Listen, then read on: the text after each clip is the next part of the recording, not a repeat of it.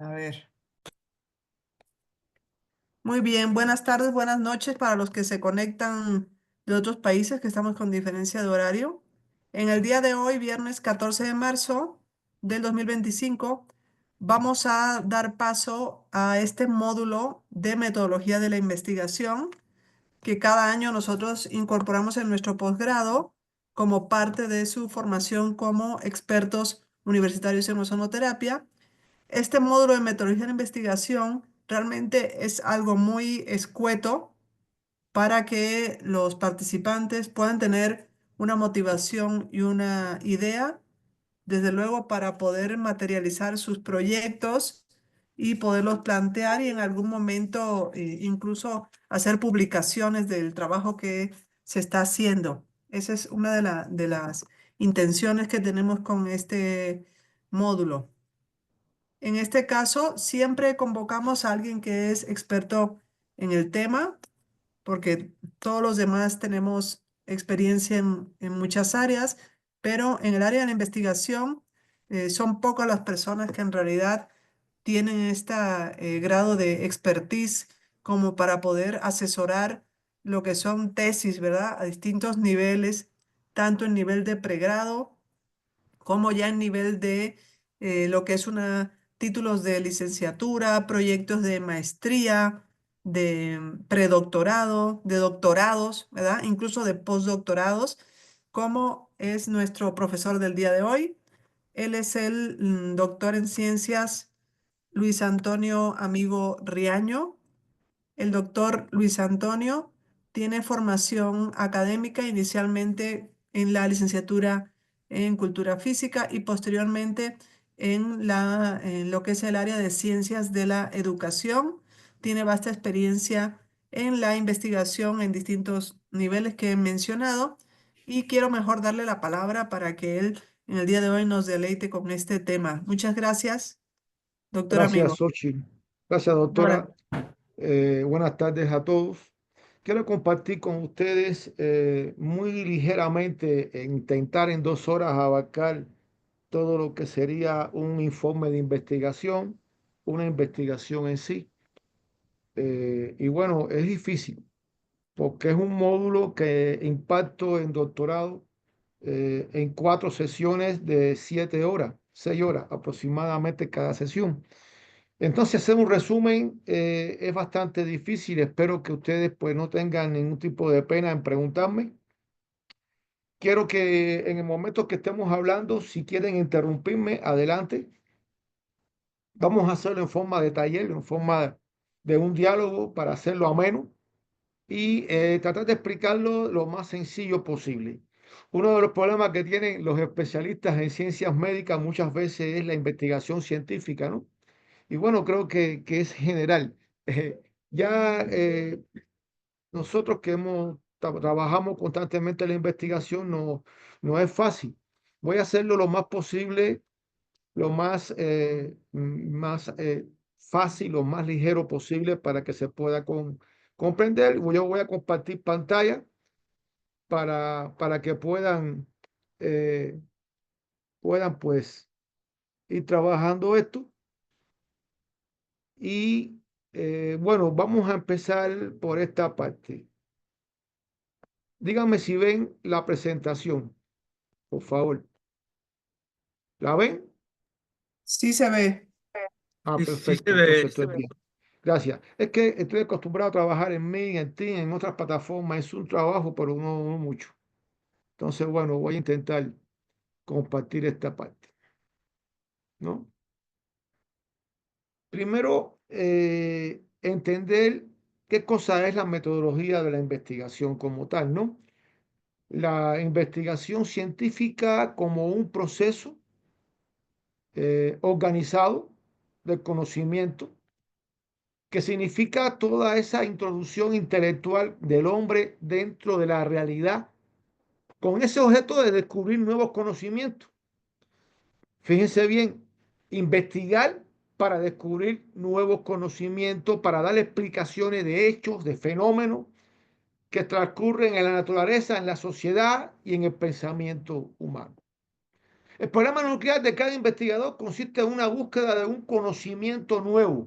O sea, no es descubrir el agua tibia, sino es descubrir algo nuevo, algo desconocido, de una manera correcta, auténtica y, por supuesto, lo más económica posible. Si hablamos de la sociedad, el desarrollo, tenemos que hablar de ese enfoque eléctrico de la investigación científica, su conceptualización, verlo como un proceso y verlo con elementos de aprendizaje didáctico y en una contextualización porque cada uno de ustedes viven en una región, en un país diferente. A veces cuando esto lo explico a nivel de Iberoamérica, hay que ver que en Europa, en España, por ejemplo, es completamente o es bastante diferente con respecto a América Latina. América del Sur también es diferente a lo que es México o América Central. Entonces, hay que ver esa investigación científica como una contradicción dialéctica. Cuando hablo de contradicción, estamos hablando de una tesis que se maneja con una antitesis y que sufre transformaciones constantemente esa investigación, de ahí la palabra dialéctica, el objeto de conocimiento que tenemos que descubrir, que tenemos que ver, que tenemos que trabajar con este objeto de conocimiento y el sujeto cognoscente, o sea, nosotros como investigadores. Todo esto demanda una práctica social, demanda ciencia, por supuesto, y demanda, y hay elementos de sustentos en la parte que tenemos que tener nosotros como profesionales, profesionistas, en cada una de nuestras áreas, en este caso en el área de la salud.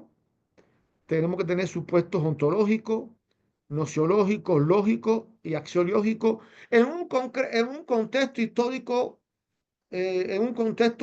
concreto, hoy 2025, que era diferente al 2019, 2018. Pareciera difícil entonces poder trabajar esto en la plataforma Zoom, en Meet, en Team, eh, en Skype. Hace ya 15 años, 10 años atrás. Es más, creo que muchos no conocían estas plataformas antes de la pandemia. La investigación científica es un proceso dialéctico de una construcción de conocimiento científico acerca de esa realidad natural y social por un investigador como sujeto conocente. Se distingue del conocimiento cotidiano, ese que nosotros estamos viendo constantemente que nos rodea, que estamos caminando, estamos viendo y estamos observando y estamos aprendiendo. Siempre estamos aprendiendo. Pero es diferente a ese conocimiento cotidiano del cual siempre tenemos un aprendizaje de lo social. Por lo tanto, es un carácter ya más consciente y es un carácter metódico porque lleva una metodología de búsqueda, de sustento teórico, metodológico, de un inicio de partida y la integración de hechos descubiertos en un sistema teórico desde los cuales puede describirse, explicarse, predecir y transformar el objeto. ¿No? Hay un paradigma de la modernidad bastante complicado, mecanicista, donde la ética es tener, donde hay una visión antropocéntrica y donde hay un desarrollo social economista. Todos hemos caído muchas veces en esto, muchas veces porque tenemos que vivir, otras porque consumimos, ¿no? Y bueno, es basado en una maximación de la producción y el consumo. Y debe de conducir supuestamente al bienestar ese consumismo, ¿no? A veces me preguntan, ¿usted también cree en el consumismo? Yo sí, bueno, el consumismo coche, el consumismo, porque yo soy igual. Pero hay gente que sí cae en esto y es normal que suceda porque también nosotros, aunque no producimos, estamos produciendo ciencia y estamos solucionando problemas de salud. Y bueno, esta es la sociedad que existe hoy en el siglo XXI, ¿no? Los problemas globales que están existiendo, que no vivimos en un mundo color de rosa, ¿no? Hay problemas económicos, deuda externa, pobreza crítica, desempleo, explotación demográfica en el tercer mundo, las grandes ciudades descontroladas en sus migraciones constantemente y masivas, lo estamos viendo, ¿no?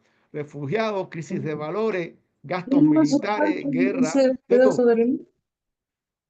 Y tenemos por ahí un micrófono abierto. Bueno, y hay también una dinámica acelerada a la producción de saber. Fíjense bien, una dinámica acelerada en la producción de saber. Hoy, en el siglo XXI, en el 2025, se aprende, si se quiere, 4 veces más que en el siglo XX, que en el siglo inclusive XIX. Se aprende mucho más rápido. Tenemos acceso a la información, muchísima más información. Entonces, hay que tener también claro que hay que tener cuidado con qué información nosotros vamos a tener, ¿no? Y bueno, también hay que tener en cuenta que en esa investigación, en ese mundo, hay que tener la parte de la síntesis, el trabajo inter y la multidisciplinaridad. Pues hay que trabajar interdisciplinariamente y multidisciplinariamente. Por eso la doctora Xochitl y yo y muchos de los colegas que trabajamos con ella, trabajamos, nos llamamos, hablamos de casos, lo trabajamos de manera multidisciplinaria. ¿Por qué? Porque en el campo del saber cada uno tiene elementos especiales, o sea, tenemos especialistas en ciertos conocimientos, yo en la parte física motórica y la parte psicológica, otros compañeros en la parte neurológica, etcétera, etcétera, ¿no? Y bueno, todo esto nos abre nuevos campos a la tecnología, a nueva información, a nueva comunicación. Y bueno, nos habla de una democratización, supuestamente, una globalización de la información. A veces hay una regionalización, a veces se está regionalizando muchas cosas, porque depende también de los elementos sociales y culturales de esa región. A veces polarizamos, a veces se marginan cosas y hay veces que se fragmentan también cosas. Y bueno, esta es la producción científica que tiene leyes principales de ese proceso noxiológico. Hay métodos y formas efectivas y hay formas de abordar un estudio de diferentes problemas que la teoría y la práctica del desarrollo. Y para eso existe la metodología científica investigativa para solucionar problemas que se abordan. No voy a meterme, no voy a hablar de las diferentes investigaciones, la positivista, porque tendríamos que trabajar un poco los enfoques filosóficos de la investigación. Son bastante complejos. Esta positivista que abundó mucho a principios del siglo XX, finales del siglo XIX, y creo que nos acompañó hasta mediados del siglo XX, ya después hubo un enfoque interpretativo. Estamos hablando de mediados de la época de la posguerra, Segunda Guerra Mundial. Ya hay un enfoque un poco más científico, interpretativo. Depende mucho de la época. Y este enfoque, que para mí es uno de los mejores, nos plantea mi colega Beatriz Castellano, nos habla entonces de este enfoque sociocrítico participativo. Y ese es el que me voy a enfocar en el día de hoy para su informe de investigación, ¿no? Eh, Aquí es lo que yo más o menos quería trabajar con ustedes, esta parte de la parte inicial de lo que sería la investigación científica. Entonces, bueno, ¿alguna pregunta, alguna duda a iniciar esto? ¿Alguna pregunta, alguna duda? Parece que no. ¿No? Ah, Listo. Andrés está levantando la mano. Adelante, Andrés. Hola, buenas tardes. Sí, Este, yo sé que está comentando que no quiere entrar, digamos, a toda esa complejidad y no lo quiere llevar a donde no quiere ir. Solo una duda, porque si mantenemos, digamos, este enfoque dialéctico entre el sujeto cognoscente y el objeto de conocimiento, me parece un poco complicado de repente en la clínica, ¿no? Porque evidentemente estoy frente a pacientes que si aplico así de tajo esa visión, pues los estaría objetualizando, ¿no? O pretendiendo que los objetualizo, cuando en Sí, realidad el fenómeno de la enfermedad, pues justamente tendría esa otra característica, ¿no? Hay una relación también intersubjetiva en la relación médico-paciente, ¿no? sí, sí, sí, indiscutiblemente. Somos sujetos, médicos, profesores, docentes, seres humanos somos sujetos. Y cuando abordamos un tema, la forma de observar, de experimentar, de investigar, fluye también una subjetividad de lo que estamos observando, lo que estamos interpretando, lo que estamos leyendo, lo que estamos, inclusive del mismo conocimiento que tenemos. Tiene razón.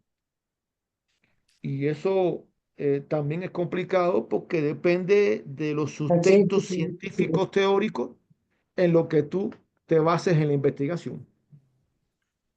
Muchas gracias, Tendríamos doctor. que, Quería sí, conocer su opinión. Muchísimas sí, gracias. mi opinión depende mucho y te lo digo, es interesante, muy buena la pregunta que me hace porque depende mucho del sustento, por ejemplo, filosófico, de la cual tú te vas a basar tu investigación.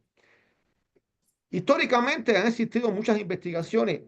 Cuando tú tienes un corte filosófico idealista, estamos hablando sustentado en la filosofía clásica alemana, la escuela de Frankfurt idealista, de Immanuel Kant, de Hegel y de Feuerbach, nos vamos a dar cuenta que es una investigación que inclusive no tienes que validarla o la valida con un criterio de experto, si quieres. O sea, no hay un proceso de experimentación. Y bueno, entra una subjetividad muy grande porque estamos hablando de que todo está en el pensamiento. Si hablamos de elementos, eh, digamos, materialistas, tendríamos que hacer la experimentación y llevar la teoría a la práctica como criterio de la verdad. Ya esto es otra cosa. Históricamente, cuando yo he estado en mis clases de doctorado, me doy cuenta que, por ejemplo, en México, yo digamos que un 70 o un 80% de las investigaciones científicas son de un corte filosófico idealista. De ahí que para llevarla a la práctica, como no hay un pilotaje, no hace falta el pilotaje, muchas veces con aplicar métodos Delphi de investigación y buscar los expertos, ya tenemos validada la investigación. A mí no me gusta validarla así. Muchos expertos pueden equivocarse. Entonces yo prefiero en este caso llevar ese proceso de investigación, o sea, buscar la propuesta y aplicarla. Y cuando ya la aplico y veo lo que inicialmente tenía como patología y veo resultados, me doy cuenta si hay digamos, un avance y puedo entonces decir con seguridad que mi hipótesis puede aceptarse y que mis objetivos pueden cumplirse. Más adelante voy a explicar esto en el informe de investigación.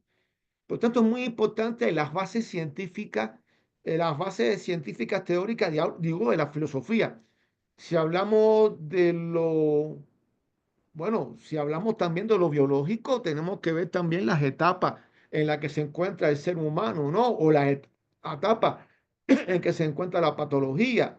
Tenemos que ver, si hablamos de lo psicológico, tenemos que hablar de ese proceso intrapsicológico como la génesis del psiquismo que nos da a mí el conocimiento, el aprendizaje. Si hablamos de una base socio y cultural, tenemos que haber elementos culturales, sociales, que hacen que esa patología pueda desarrollarse en cierta área geográfica o en cierto grupo social, ¿no? Y esto lo vemos muchísimo. Por ejemplo, México es uno de los países que tiene más índice de obesidad. En México es un país muy consumista de refresco, de gaseosa, de grasa, de azúcares, de carbohidratos, y eso hace que aumente muchísimo la gente de peso y hay obesidad, sin contar la misma vida sedentaria que tenemos muchas veces en la oficina, ¿no? Que no, a veces no queremos caminar para ir a comer y agarramos el coche para caminar cuatro cuadras. Y es un ejemplo y no es solamente México, hay muchos países así, ¿eh? Hay gente que, o sea, hay países que inclusive van en bicicleta a su trabajo o caminan, y qué bueno, pero no hay una cultura. Hay que ver también todos los elementos educativos.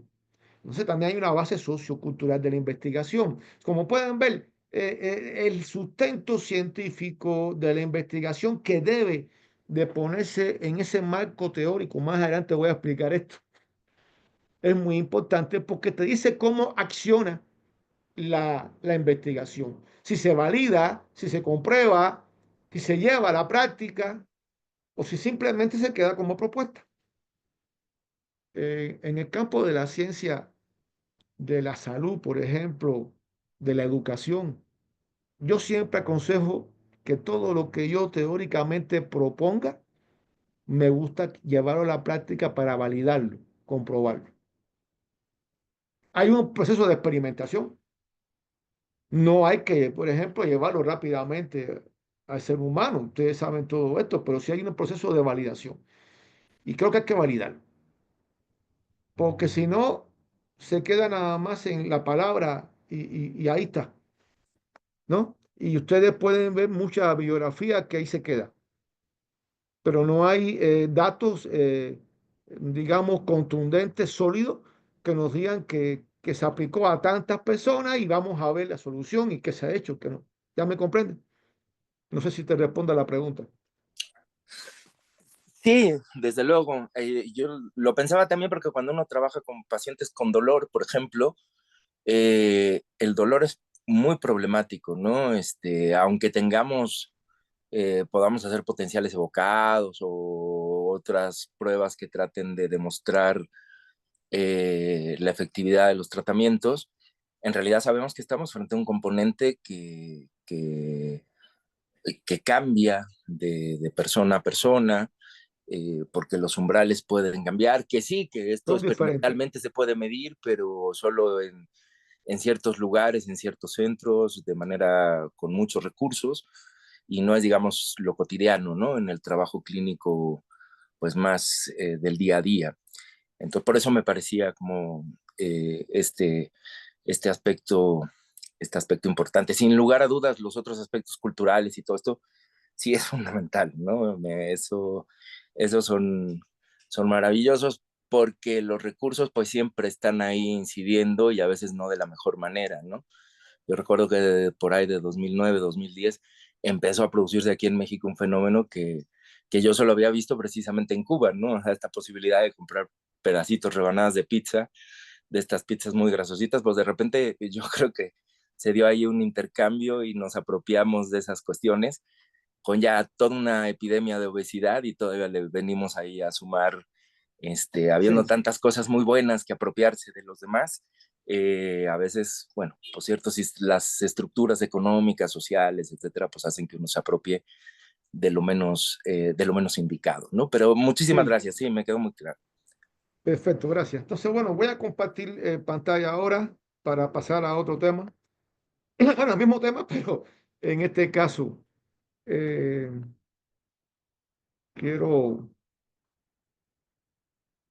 quiero trabajar pues, esta parte, quiero compartirlo. No sé si ven aquí completa la presentación. Siempre dígame, porque repito, No se ve tu pantalla, pero no en modo de presentación. miren ahora, ¿se ve? Ya, ahora ya, Ok, sin ok, problema. perfecto. Yo quiero, ante todo, porque muchas personas, bueno, generalmente a veces nosotros los profesores de metodología de investigación, como que empezamos a dar un ruido mareador, como dicen por acá en México, ¿no? Y damos muchos elementos científicos, yo quiero ir un poco más a la práctica, pero pensando o sea, tratando de tener un pensamiento lógico de lo que es una investigación. Digamos, paso a paso de cómo debe redactarse y qué debe llevar una investigación, ¿no? Repito, si yo me pongo ahora a ver los elementos científicos, por ejemplo, de problemas científicos, que voy a tener que hablar sobre esto. Y es muy importante esa parte del problema científico, pero pues, es que el problema científico yo lo doy en 6 horas. Entonces, aquí darlo, digamos que en 20 minutos, 10 minutos es complicado. Por eso lo voy a tratar de hacer una síntesis, ¿no? A partir del análisis hago una síntesis y aplico el método científico, análisis y síntesis.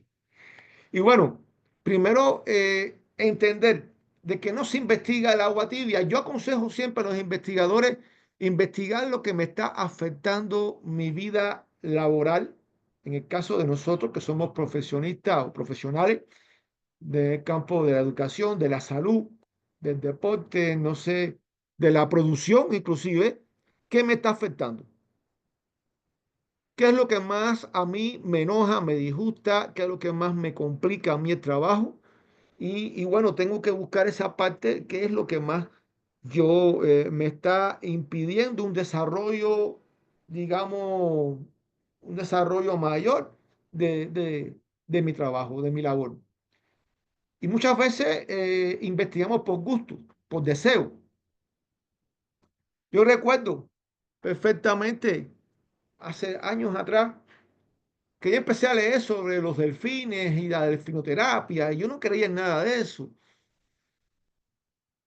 Cuando tuve que trabajar con alumnos con necesidades educativas especiales y pasé el curso de delfinoterapia, por cierto, con un especialista español, eh, Barbero, y ya me di cuenta que sí.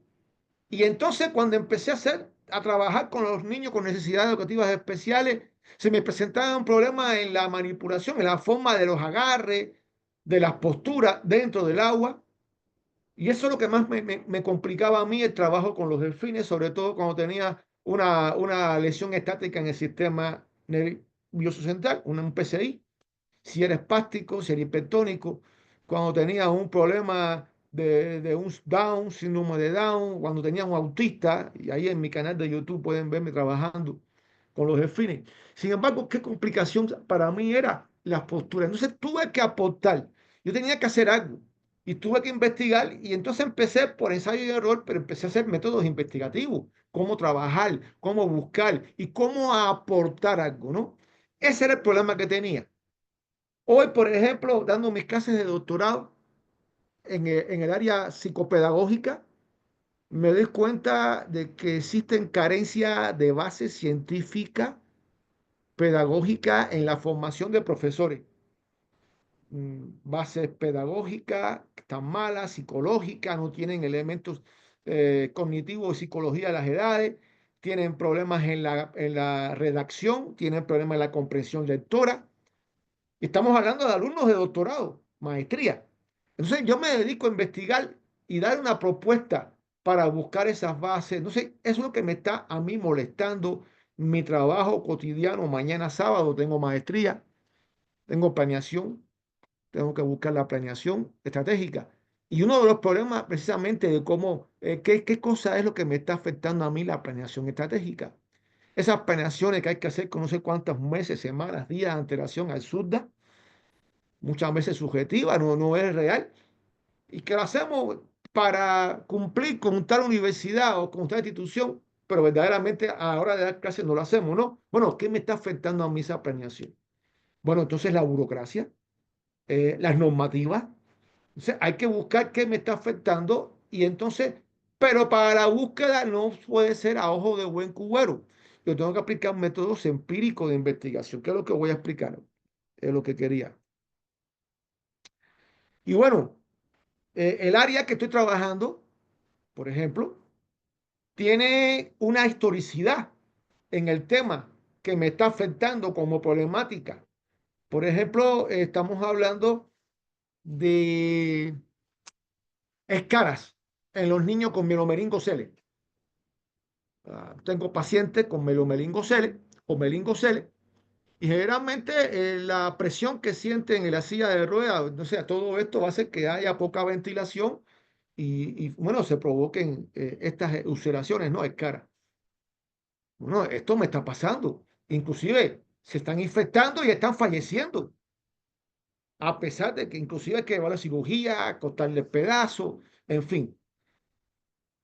Y esto me hace buscar a mí cómo se aborda la situación, esta patología a nivel mundial.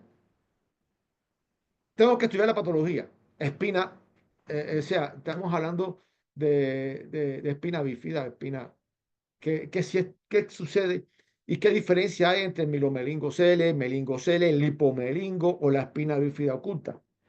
Bueno, veo todo el conocimiento de esto, pero aparte veo cómo se abordan los tratamientos. Pero veo que esos tratamientos, veo que algunos son mejores que otros, etcétera, etcétera. ¿Qué puedo aportar yo? O sea, ¿qué voy a hacer yo? Si yo voy a buscar o adoptar una de esos tratamientos, de esas intervenciones en Suiza, en España, en Estados Unidos, en Cuba, no he hecho nada. No he descubierto nada, simplemente lo estoy aplicando a algo ya realizado. Yo tengo que aportar algo. Pero para eso tengo que saber realmente que existe ese problema, que existe esa dificultad, que aunque tenga higiene, aunque tenga ventilación, aunque esté cambiando de postura, aparece las escaras. Bueno, ¿cómo se aborda en el mundo? ¿Cómo se aborda? Yo estoy viviendo en México ahora. ¿Cómo se aborda en México? ¿Cómo se aborda en el estado de Puebla, que es donde estoy viviendo ahora? Y eso me da a mí un conocimiento de cómo los diferentes científicos, propuestas, lo ha abordado. Y también, por supuesto, tengo que ver cuáles son las intervenciones que se han hecho, los tratamientos que se han hecho, las medicinas que se aplican, todo, todo, todo. Y bueno, ¿qué voy a hacer yo, no? Ahora, para decir que existe problema en estos pacientes, y es porque yo estoy tratando 30, 40 pacientes con espina bífida o 10. Y que una de las causas por las cuales mis pacientes fallecen es precisamente por las complicaciones que vienen una sepsis general a partir de una infección de estas escaras, de estas ulceraciones. Bien, ya yo tengo esta idea, pero para decir que esto sucede, yo no lo puedo decir que se me murieron 3 pacientes. Yo tengo que hacer una investigación. Yo tengo que buscar métodos empíricos de investigación. Tengo que buscar experimentación, tengo que hacer mediciones, tengo que hacer cosas para decir que existe y para que esas mediciones, esas evaluaciones me den una problemática o me den varias problemáticas. ¿Ya me comprende? Entonces, tengo que en la introducción hablar del tema general a nivel mundial, del tema área geográfica América Latina, vamos a suponer, del tema geográfico mi país, del área geográfica de mi país y por supuesto el estado, el lugar donde yo estoy. Porque hay lugares que esas cosas se dan más o se dan menos. Y bueno, y hacer entonces la aplicación de evaluaciones para decir que existe problemáticas que tributan a un problema científico. Esas problemáticas son los elementos que influyen negativamente en el desarrollo y características que se desvían de lo normal. Son los factores materiales, naturales, artificiales, técnicos, tecnológicos, lo que tú quieras. Que incide, ahí sí está la palabra incidir. Siento la palabra incidir, muchas veces la gente la emplea muy mal.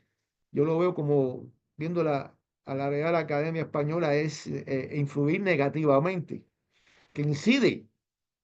Y entonces es lo que te presenta en la vida laboral cotidiana que me está pasando, que la mayoría de los pacientes que mueren por espina bífida, en un 80-70% es por estas ulceraciones, aparte de los problemas de los riñones, o sea, aparte de, que puede existir, o la parte cardíaca, etcétera, etcétera, pero la mayoría, digamos que de 100% de los que se mueren, hay un 70%, pero para decir que tengo el 70% porque tengo una evaluación, porque hice mediciones, hice evaluación. De lo contrario, no hay problema. Y tengo que sacar un banco de problemas. Un banco de problemas que va desde esta parte de la mundial hasta la parte ya más individual. Quiero que esto lo comprendan, ¿no? Ahora, el problema, ¿cómo solucionar los problemas? El problema científico es el que se me presenta a mí como investigador. Generalmente yo me gusta hacer un enunciado, a mí me gusta hacer un enunciado o me gusta hacer una pregunta. ¿Cómo lograr que mis pacientes no presenten ulceraciones, mis pacientes de espina y con palabras? O sea, hay que redactar todo con nombre y apellido. ¿Cómo lograr que mis pacientes de espina bífida de tal y tal edad no presenten complicaciones por ulceraciones, cara como quieran llamarle, y esto no provoque una infección que llegue a la muerte en Puebla, en tal parte de Puebla, todo eso con nombre y apellido? Si no, no lo pongo así. No, pues entonces estoy diciendo que abarco todo el mundo. Y esto no es correcto científicamente. Entonces, ese es el problema científico, el que se me presenta a mí como investigador, que ese problema tributó de las problemáticas que yo evalué, de las problemáticas que yo investigué con esos métodos evaluativos. Ahora, el problema científico debe de ser objetivo, o sea, debe de ser real, debe existir, debe ser delimitado solamente a, solamente a pacientes con mielomeningocele. Ya descarto meningocele, descarto lipomelingo, descarto todos los demás. Es mielomeningocele. Fíjense bien, el que explotó la bolsa y ya no tiene bolsa ya, se rompió, en fin, todo esto. Tiene que ser paciente entre tal y tal edad. Y tiene que ser paciente que tenga las presentaciones de estas ulceraciones. Eso es delimitarlo. Si no delimito, estoy hablando de todos los pacientes de espina bífida. Estoy hablando de todos los pacientes y de todas las edades, y no es así. Porque cuando los pacientes niños, por ejemplo, con espina bífida, en este caso con mielomeningocele, se mueven más y tienen más movimiento y a partir de que empiezan a engordar, empiezan esta parte, bueno, pues entonces, nosotros lo hicimos, me acuerdo cuando hablamos de educación sexual, sobre el problema de la educación sexual en los niños con esto, porque ahí no hay elecciones en los varones. Teníamos que buscar el polaza extrapiramidal, que el alumno, el niño tuviera, el adolescente, el joven tuviera en ese momento una erección y aprovechar ese momento. Hicimos todo un trabajo muy interesante. Ahora, delimitarlo, pero tiene que ser comprobada la existencia del problema. O sea, tiene que tener una contrastabilidad empírica. O sea, el problema existe porque está comprobado con elementos cuantitativos de la existencia de él. Que nada más que son en este grupo y voy a estudiar este grupo. Y por supuesto, digo este grupo y tiene que ser así, porque si no, no termino en el 2060 mi investigación. Si yo digo todo el estado de Puebla, si digo todo México, si digo toda América Latina, se tiene que estar delimitado. Y para que sea objetivo, sea real, tiene que tener una compatibilidad empírica, tiene que tener una evaluación. Por lo tanto, el problema científico que se me presenta a mí surge de las problemáticas descritas mediante las valoraciones y las investigaciones, las valoraciones y las mediciones. De lo contrario, no hay problema científico. Ahí, una idea. A lo mejor es real, a lo mejor todo el mundo sabe que existe ese problema. Y sí, pero tú tienes que comprobarlo. Si no, no puedes declarar un problema científico. Hasta aquí. Preguntas. Y fíjense que esta es la parte, porque el problema científico tiene base científica también. Depende mucho de esa base científica, cómo tú vas a desarrollar. Preguntas, dudas sobre el problema científico. Ustedes van a redactar un problema científico, pueden redactarlo con un enunciado. ¿Cómo mejorar esta o cómo eliminar esta patología, cómo tratar exactamente. Ahora, las respuestas son disímiles. Puede haber muchas, ¿no? Pero usted tiene que dar una propia. Vamos a ver eso en la hipótesis, en la idea científica a defender. ¿Me escuchan? ¿Alguna pregunta, alguna duda? ¿Me escuchan bien? Sí, se escucha bien, Sí, se escucha perfectamente. bien, ¿Alguna Doc. pregunta, alguna duda hasta aquí? Y vean cómo cada elemento de investigación le da respuesta a lo que antecede. Quiere decir que el problema científico le da respuesta a la problemática. La hipótesis le va a dar respuesta al problema científico. Los objetivos le va a dar respuesta a la hipótesis. Vamos a ver todo esto para que se den cuenta cómo debe de ser algo lógico, ese pensamiento lógico, esa acción lógica de la redacción, porque hay un problema también muy grave en la redacción. Los investigadores muchas veces tienen una mala redacción y una mala redacción hace que todo a partir de ahí se trabaje mal. Por eso hay que poner nombre y apellido a los pacientes. Disculpe que ponga este ejemplo. A los pacientes con mieloma meningocele, de tal lugar, de más cual lugar, porque como hablamos ahorita, influyen muchas cosas. Elementos también culturales, sociales. Fíjese usted. La dieta. Todo influye. Y eso determina el desarrollo de mi investigación y me puede inclusive viciar mi investigación. Vamos a ver más adelante eso. Andrés, tiene levantada la mano. Adelante. Sí, muchas gracias. Solo una, o sea, sí entiendo, yo creo que entiendo bien esta parte de delimitar el problema, de plantearlo como una, es nuestra pregunta a resolver y después vendrá la hipótesis que dice usted para hablar de las respuestas tentativas que damos, digamos, a esta pregunta. Nada más que eh, las primeras dos partes, el objetivo y delimitado, sí. Lo tercero, a mí mm, me quedaría simplemente un comentario, ¿no? En relación a lo contrastable empíricamente, porque, bueno, efectivamente sí, si estamos, digamos, partiendo de un problema cuya respuesta es de carácter empírico, ¿no? Pero, por ejemplo, podría yo también plantear, y eso es mi duda, pues yo sí lo considero una investigación, pero no sé en este caso, cómo lo consideran ustedes. En el caso, por ejemplo, de un metaanálisis, eso es parte de un proceso de investigación y evidentemente no es contrastable empíricamente, ¿no? Sí, ya te entiendo. Pero sí, sí seguiría tanto esto que se está planteando aquí como los demás puntos que vamos a abordar, me parece a mí, Claro. pero me gustaría escucharlos. Aquí también va a influir las bases, de que las bases científicas en que se sustenta el problema.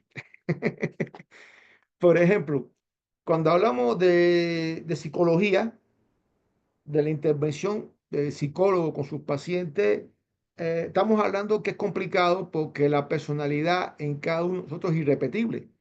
O sea, no hay una personalidad igual a otra. Entonces es más difícil poderle hacer evaluaciones en esta parte del campo psicológico, que tú puedas dar una media, porque todas son diferentes, la respuesta en dependencia de las influencias educativas de esa personalidad. Pero en el caso de inclusive en el caso de las patologías, también el comportamiento de estas en los individuos son también diferentes. Por eso tengo que buscar lo más delimitado, las edades, lo más delimitado todo, para hacer esas evaluaciones que sean lo más, digamos, cerca de lo real o cerca de lo más, digamos, comprobable de la existencia. De lo contrario, vamos a ver campos ocultos ahí que nos pueden el tribunal, o sea, los sinodales, como quieran llamarlo, en una investigación, decir, no, pero espérate, tú estás metiendo un alumno o un paciente así o un paciente de esta manera y estás mezclando.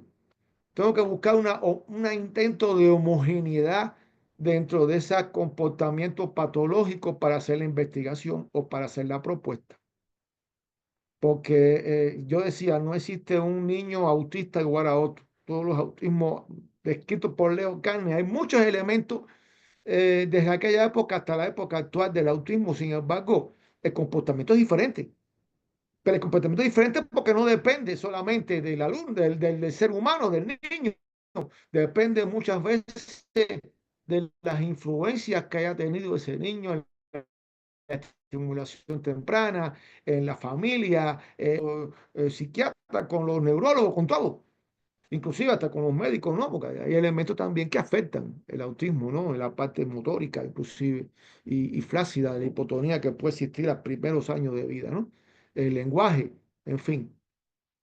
Y esto, la socialización pues, que puede existir, los elementos que pueden ser asociados, o se pueden ser, que se pueden ser, que se pueden socializar y que no se pueden socializar. Entonces, existen muchas diferencias. Cuando yo hablo de una patología, yo tengo que tener esa contactabilidad, porque es la base filosófica materialista que le doy, porque lo estoy comprobando la existencia de la problemática. De lo contrario, si no lo compruebo, digo esto, hago una afirmación de un problema que a lo mejor para mí existe, pero para la sociedad o para la vida real no es tan importante o no es tan... ahora, existe en mi labor, en mi vida. O sea, mi vida es levantarme 6 de la mañana y estar 8 de la mañana en el trabajo y de 8 a 5 de la tarde hay elementos que me afectan el trabajo. ¿Cómo yo voy a solucionar estos elementos? En cualquier. ¿No?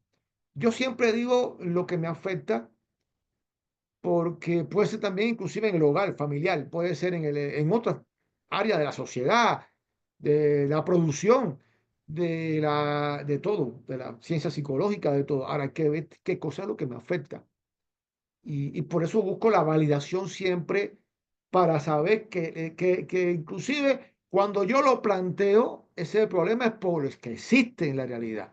De lo contrario, me quedo un vacío o me queda disyuntiva o puede cuestionarse la existencia. Ya eso puede provocar un error después, porque la intervención en realidad no es tan necesaria.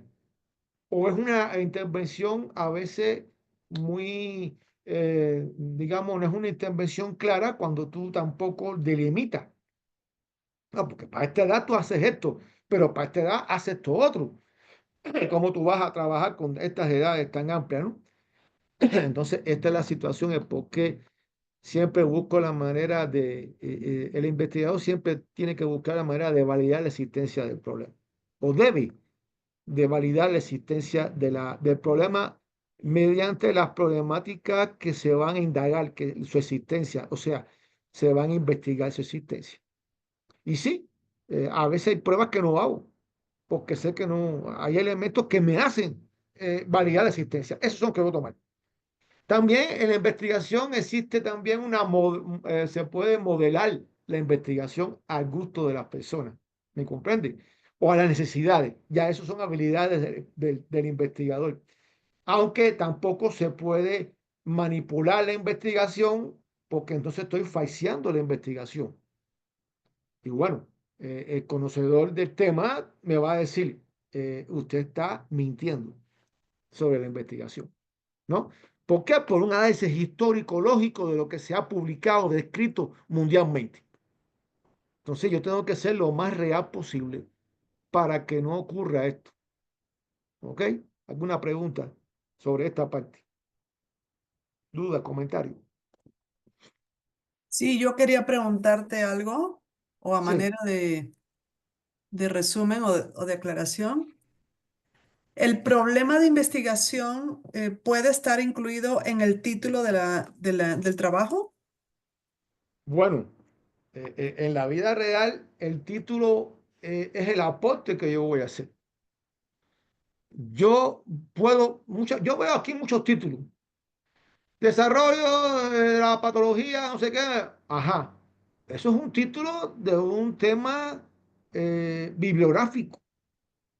Ahora, si tú vas a trabajar desde una base materialista, que es la que debe de ser hoy en día, un punto de vista filosófico, vas a hacer un aporte y lo vas a llevar a experimentación, lo vas a aplicar, entonces tu título de investigación debe de ser propuesta de intervención, en tal paciente de tal edad, en tal lugar, con nombre y apellido, todo.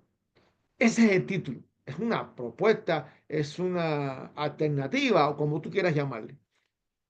Esa es la Sí, idea. claro.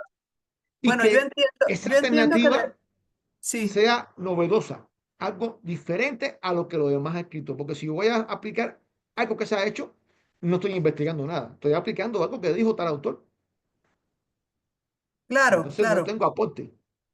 Sí, claro, dentro de cuando hago, digamos, la introducción del trabajo, yo voy a colocar o voy a buscar los antecedentes acerca de ese problema que yo me estoy planteando.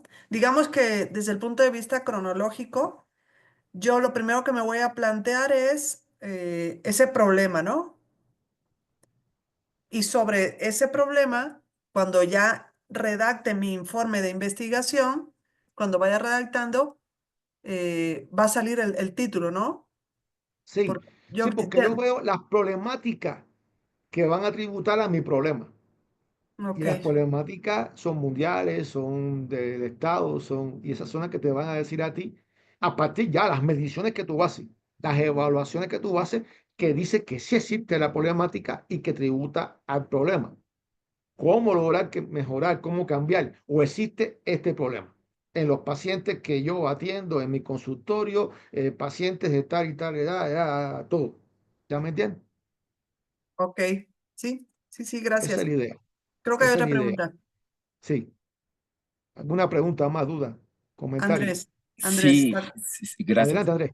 Este, sí, es que justamente por ahí va. Yo estoy totalmente de acuerdo con todo lo que dijo hasta ahora, pero justamente cuando yo planteaba el asunto de que un metaanálisis es también investigación y que la investigación bibliográfica existe y eso no está fuera, digamos, de un esquema filosófico Sí, materialista necesariamente, porque, por ejemplo, yo puedo plantearme, porque ahí creo que a lo mejor no fue muy claro, ¿no? Yo podría plantearme como problema de investigación, por ejemplo, conocer la efectividad de determinada terapia sobre determinado problema de salud que existe, que podemos objetivar, que tenemos criterios de objetivación y todo lo que gusten. Si yo hago un metaanálisis, porque el hecho de que haya publicados algunos artículos en revistas, inclusive científicas, tampoco me garantiza la calidad de esos papers, ¿no?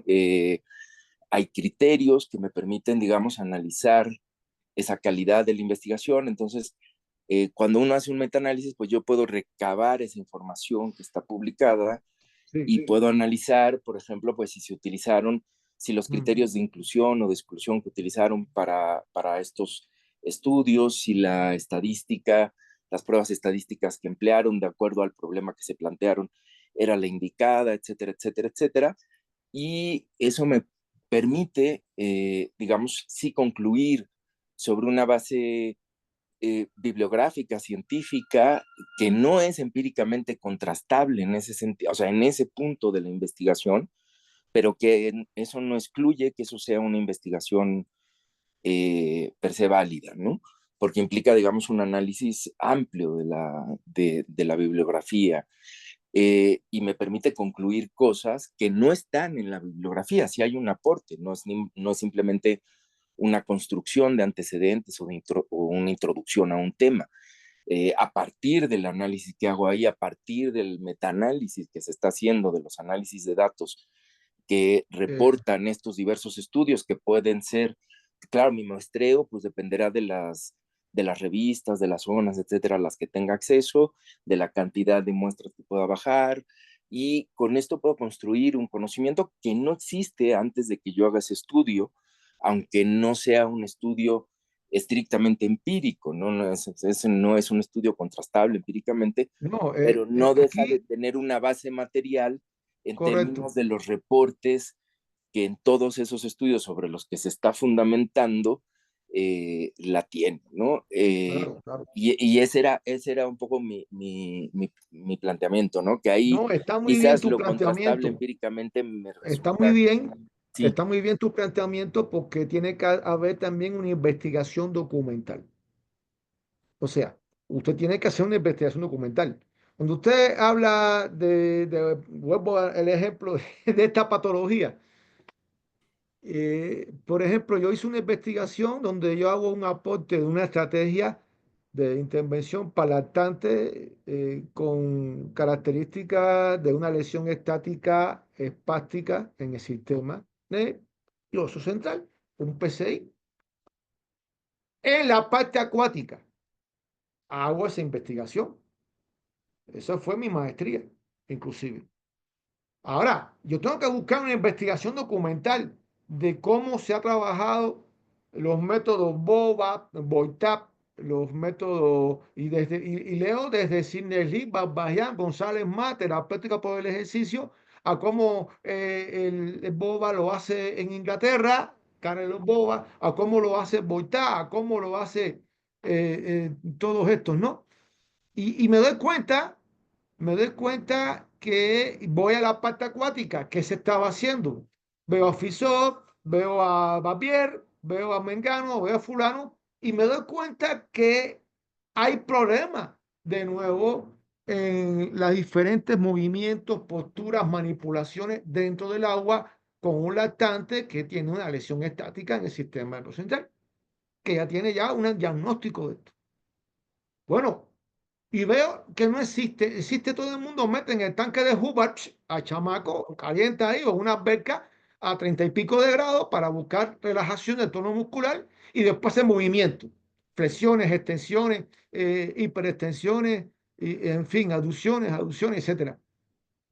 Pero me doy cuenta que dentro del agua no se hace nada o se hace poco y se manipula. Entonces, yo hago un aporte. Ahora, antes de yo hacer el aporte, antes de yo investigar, antes de yo aportar algo, yo tengo que hacer una investigación documental de todo lo que se ha hecho en toda la rehabilitación física, en toda la estimulación temprana acuática en el mundo. Porque si yo hago algo que hizo alguien, no tengo mérito yo. Lo que he hecho es aplicar algo.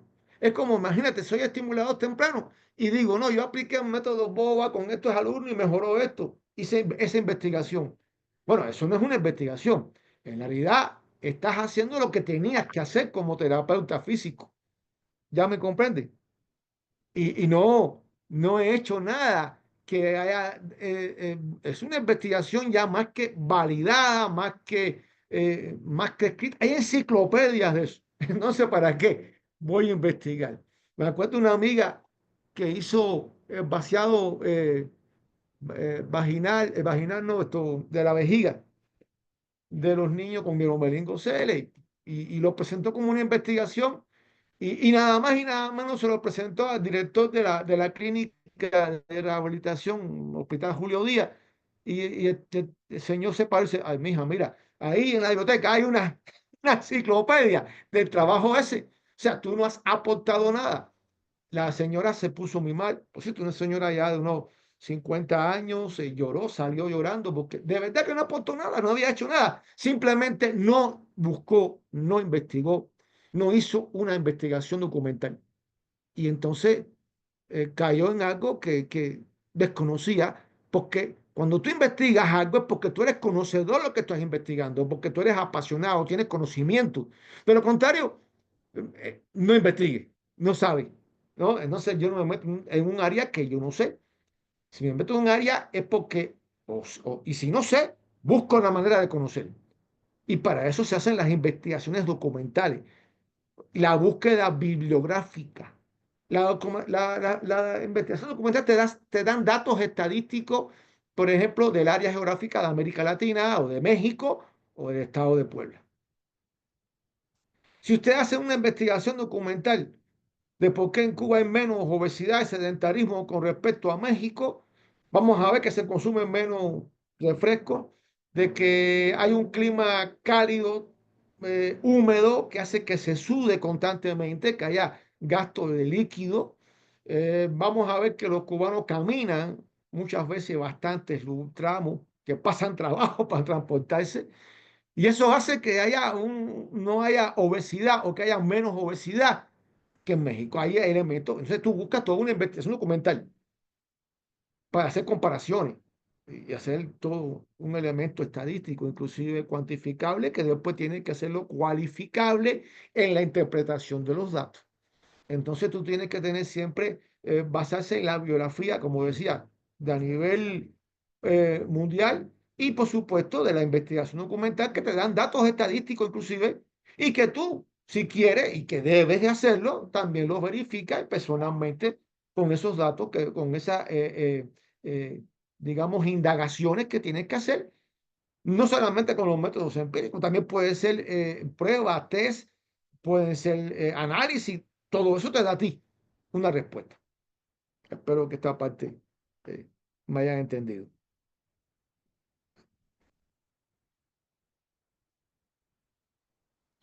Sí, muchas gracias. Bueno, llegó la hipótesis, la pregunta científica, la idea de defender, etcétera, etcétera. Aquí, cuando yo hablo de una hipótesis, y fíjense que es un problema también de interpretación, de conceptualización de las palabras. O sea, problema es el que se me presenta a mí como investigador para solucionar la problemática que yo, mediante la investigación, indagación, métodos empíricos, investigación documental, me dio. Que existe el problema que tengo. Ahora digo, la hipótesis dice que es una propuesta, debe ofrecer una propuesta que se confecciona por el investigador, que se va a identificar y que defiende teóricamente por diferentes formas, inclusive de validación a la práctica. O sea, es una afirmación que hay que eh, verla, solucionarla y verdaderamente investigar si sirve o no sirve. Generalmente no trata de dar una respuesta al problema que se me presenta como investigador y que va a solucionar la situación polémica, o sea, todos los elementos que me dieron negativo, que me tributa el problema. Eso fue lo que me motivó como investigador. ¿Por qué me motivó? Porque es lo que me está afectando a mí. Es una afirmación que usted debe de validar con una acción durante un proceso de investigación y que puede darse de diferentes formas, ¿eh? Ahora, lo más importante es que ahí es donde yo integro mi propuesta. Ahí es donde yo voy a dar solución mediante una propuesta. ¿Qué solución le voy a dar a mi problema, al que se me presenta a mí, y cómo eliminar las problemáticas que mediante la investigación se descubren en este grupo de pacientes? Entonces, aquí es donde yo, si yo logro, y generalmente esta hipótesis la hacemos diariamente en la vida. Oye, pues, fíjate que si arreglo los amortiguadores de mi coche, los mando al mecánico, lograré llegar entonces con menos molestia con los baches que hay bastante en la autopista. Ah, eso es una idea. O sea, en la vida diaria hacemos hipótesis, yo creo que casi diariamente, y no nos damos cuenta. Y son afirmaciones que hay que validar después si esa, lo que yo afirmé, sirvió o no sirvió. Bueno, si yo presento el informe de investigación a los alumnos de este curso, de una manera más simple, lograrán entender un orden lógico del informe de investigación y los elementos de cada uno de ellos, cómo hacerlo. Eso es, y hago esta presentación. Ahora, hay que validar dónde yo valido que ustedes esto se apropiaron del conocimiento en el desempeño que ustedes tengan en sus investigaciones. Ahí es donde yo voy a validar si esto que yo hice pasó por alto o verdaderamente se escribieron, grabaron, van a tener la grabación, por cierto, lo escribieron, anotaron y lo concientizaron y lo aplicaron en su investigación. ¿Dónde? En el momento que yo lo aplique. Ya ahí entonces sabré si esta presentación como hipótesis sirvió o no sirvió. O sea, lo que usted proponga, lo que usted diga es lo que verdaderamente va a servir, ¿no? este método que yo estoy es mejor por esto y esto y esto. Ya vamos a ver después más adelante eso. Pregunta con la hipótesis para ir adelantando. No hay preguntas. Perfecto. El objetivo o, fíjense bien, objetivo u objetivos generales. Aquí viene la misma temática. Depende mucho de las bases científicas de tu investigación si tiene objetivo o tiene objetivos. Históricamente, las investigaciones idealistas tienen un objetivo, porque no se valida. Las investigaciones materialistas tienen dos objetivos. Uno es hacer la propuesta y la otra es validar que sirva, ¿no? Hay veces que para reducir y poner un objetivo metemos los dos juntos. No me gusta a mí hacer eso por un problema de redacción. Pero es que el objetivo son las directrices que lleva a la acción la investigación. Habías de hecho mi propuesta. Es la que va a darle solución a este problema con un cambio significativo, ¿no? O sea, el objetivo es la manera que yo logro hacer mi propuesta, la manera que voy a hacer mi investigación. Y cuando los objetivos se cumplen, se acepta mi hipótesis. Cuando los objetivos no se cumplen, entonces mi hipótesis no se acepta. La hipótesis se acepta cuando tus objetivos se cumplen o el objetivo se cumple. Deben de ser redactados en un verbo en infinitivo, con una terminación er, desarrollar, conocer esto, o sea, proponer, desarrollar, confeccionar, porque está hablando de una acción, un verbo en acción. Y este es que va a guiar toda la acción de la planeación investigativa, que debe llevar un para qué y cómo. O sea, voy a hacer esto, desarrollar un programa de intervención X para tal patología, en tal edad, en tal lugar, para mejorar, eliminar esto. O sea, todo hay que poner, es larga. El objetivo debe de tener por lo menos 3 renglones o 4. Tampoco una composición ni es una hoja, no, son 3, 4 renglones en los cuales usted, ¿para qué y cómo lo va a lograr? ¿De qué manera? Mediante trabajar esto, ¿para qué? Es que es el cómo, ¿no? Ahí pongo generalmente confeccionar, aportar, desarrollar, diseñar una intervención o una propuesta o un medicamento, una estrategia, una terapia, lo que yo quiera. Llámele el nombre que usted le quiera poner. Ah, pero espérense un momento. Vuelvo de nuevo. Ya usted hizo una investigación bibliográfica, una investigación documental, donde usted ve todo lo que se ha hecho en el mundo. Ahora viene tu creatividad, tu imaginación de qué tú vas a aportar. Por ejemplo, de mis investigaciones que yo hice en Cuba, han hecho aportes y cambios muy buenos que han mejorado lo que yo hice, que fue, era patente en Cuba, en todos los hospitales de rehabilitación, de neurorehabilitación, desde el Siren hasta todas las demás, y en todos los hospitales, en todos los gimnasios terapéuticos y todo esto. Fue bueno, pero es que ya hay muchachos, gente nueva que han hecho sus aportes y han mejorado en investigación. Felicidades. Han hecho cosas nuevas. Felicidades, es nuevo. No es lo mismo que hice yo.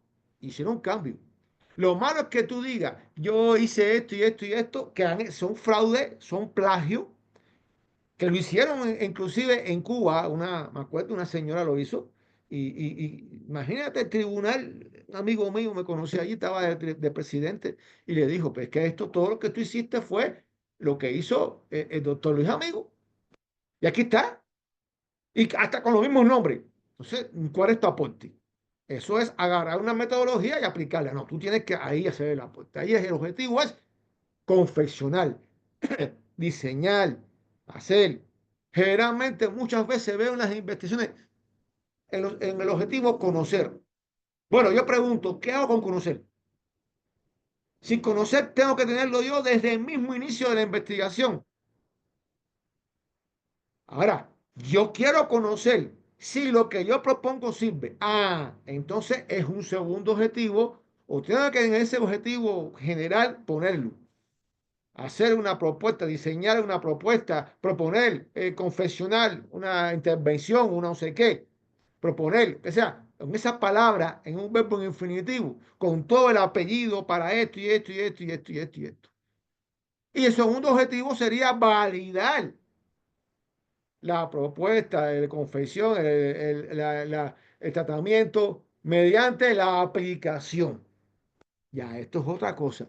Ya yo lo apliqué, ya yo tengo unas evaluaciones antes, la puedo también hacer durante para cambiarme. A veces tengo que hacerla todo el tiempo como un proceso, donde hablo de proceso conceptualizado como donde interviene tiempo y acciones dialécticas de cambio. Bueno, puedo cambiar mi tratamiento cuando veo que existen ciertos elementos que necesito cambiar y me va a dar un tratamiento de excelencia final.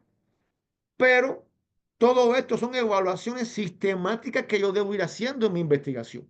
Y cuando usted evalúa y hace y compara el estado inicial con el estado final, donde ya la patología desapareció, cuando o mejoró o el tratamiento surgió efecto, entonces usted puede decir que sí, que hay un trabajo hecho, metodológico, etcétera, etcétera, etcétera, que dio un cambio. Vamos a ver esto más adelante en la parte metodológica. ¿Alguna pregunta con los objetivos generales? ¿No?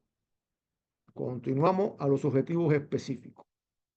Muchas veces los objetivos específicos, los alumnos me ponen dos, tres, cuatro objetivos específicos. No, no, no, no.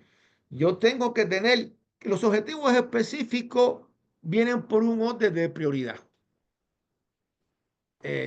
Para cada objetivo general, inclusive. Quiere decir que los objetivos específicos son los que me apuntalan los objetivos generales. El objetivo específico va desde el mismo búsqueda de diagnóstico, o sea, el diagnóstico en sí es un objetivo específico. La búsqueda bibliográfica es un objetivo específico. Ya cuando tengo la búsqueda, son objetivos específicos, el diagnóstico. Ahora viene la propuesta en sí, confeccionar la propuesta es un objetivo específico. Validar la propuesta, si sirve o sirve, es un objetivo específico. O sea, objetivo específico puedo tener 5, 7, 8, 10, de independencia del tipo de investigación. Si es una investigación de un corte parcial, o sea, una investigación longitudinal, etcétera. Hay tipos de investigaciones. Por ejemplo, mi tesis de licenciatura fue una investigación casi de un año. Puedo decir que fue longitudinal. La tesis de maestría fue una investigación como de 8 meses.